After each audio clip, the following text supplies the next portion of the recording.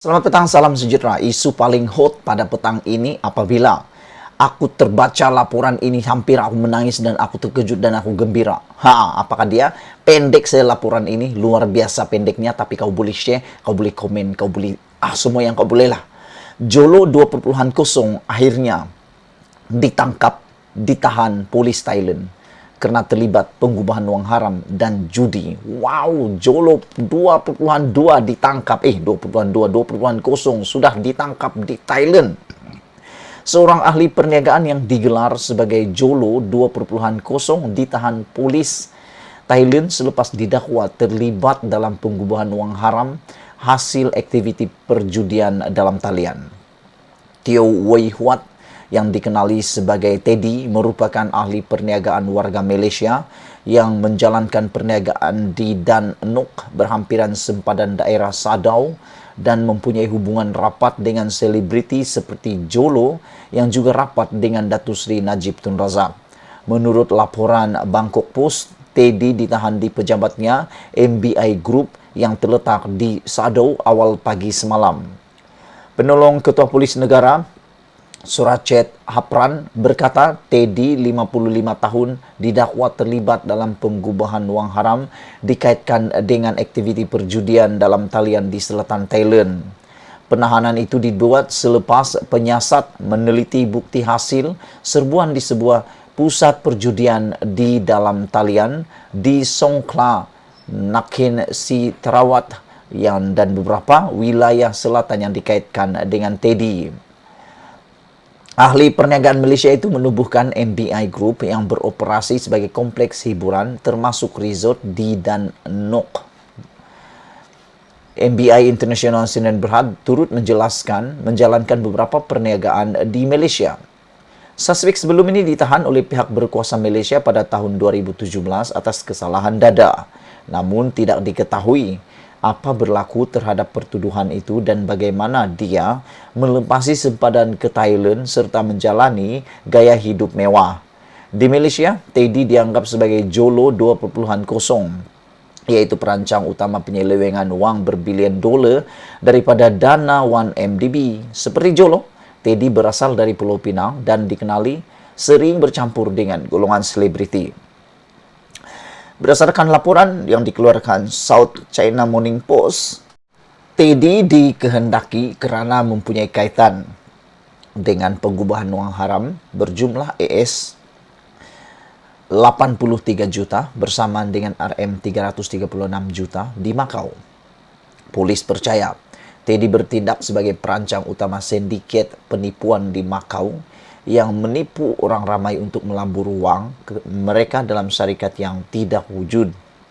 Menurut polis, pelaburan itu ditapis melalui beberapa siri akaun sebelum digunakan untuk membeli hartanah mewah di Malaysia dan Thailand selain melabur dalam mata wang kripto. Wow, inilah dia isu yang paling hangat hari ini apabila Jolo 2.0 telah ditangkap di Thailand oleh polis Thailand dan disahkan oleh Ketua Polis Thailand.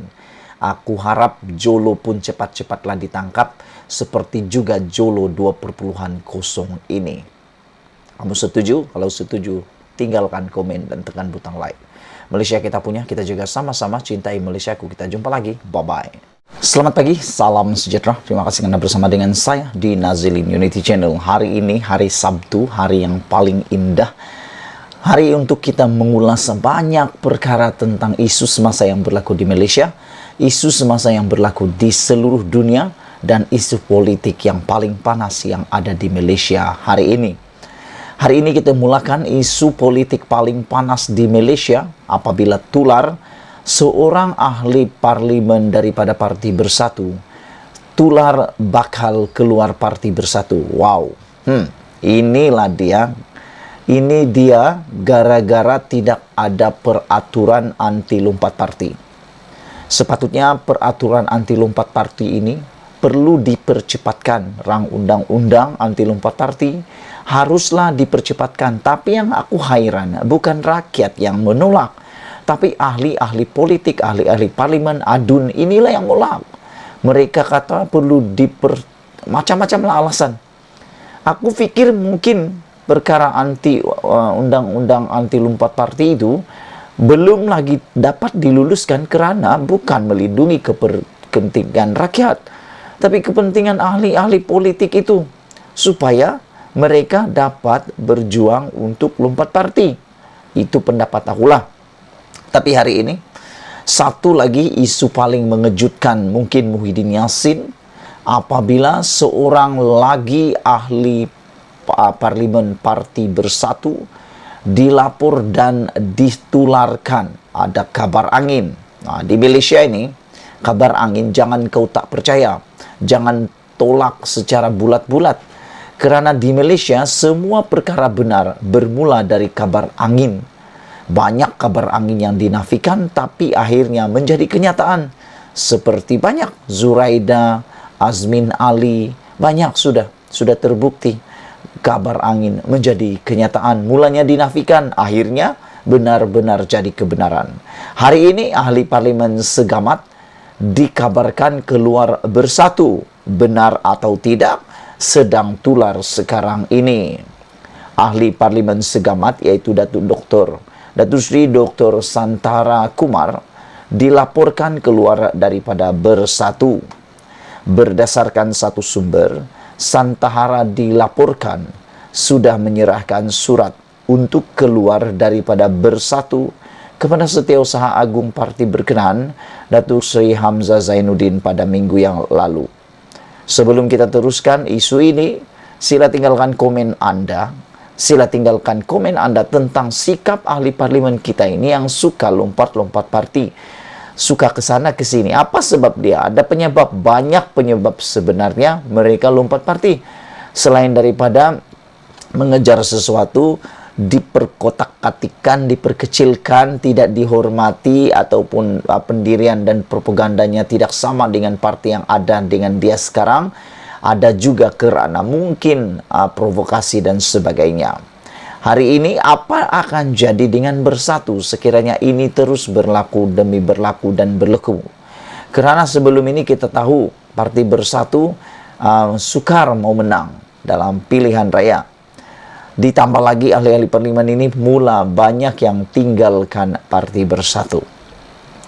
Kata sumber berkenan, langkah Santara itu dibuat selepas beliau berasakan masa depannya sebagai ahli parlimen bukan Bumi Putra dalam parti pimpinan Tan Sri Muhyiddin Yassin itu semakin gelap. Wow, nampak gelap saja pindah, nampak gelap saja pindah. Aku tak tahulah apalah yang kita nak buat lagi selepas ini kalau undang-undang anti lompat parti belum dikuatkuasakan sepenuhnya. Presiden juga tahu mengenainya, namun pada masa ini pemimpin Parti Bersatu masih memujuknya untuk mengubah fikiran, kata laporan ini. Namun dia tetap akan meneruskan langkahnya untuk keluar daripada Bersatu, kata sumber seperti yang dilaporkan portal dalam talian FMT. Dalam langkah Santara itu, Bersatu akan kehilangan satu-satunya ahli parlimen bukan Bumi Putra. Wah, Santara adalah antara 10 ahli parlimen yang mengikuti langkah Datuk Seri Azmin Ali untuk keluar daripada PKR susulan langkah Sheraton pada Februari 2020. Itulah saya suruh pindah-pindah kan. Kalau dulu dia di PKR, ramai kawan-kawan dia bukan Bumi Putra.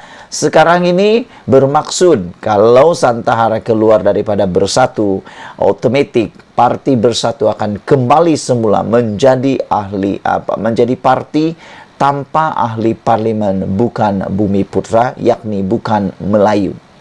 Ini menunjukkan Parti Bersatu perlu memikirkan sesuatu, perlu bertindak lebih agresif dan perlu mendapatkan semula sokongan ahli parlimen bukan Melayu atau bukan Bumi Putra.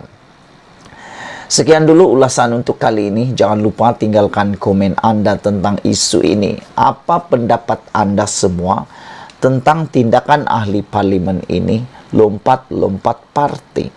Adakah Anda bersetuju? Adakah Anda suka? Atau apakah cadangan Anda untuk mengelak akan terus berlaku lompat parti ahli parlimen atau ADUN atau ahli Dewan Undangan Negeri.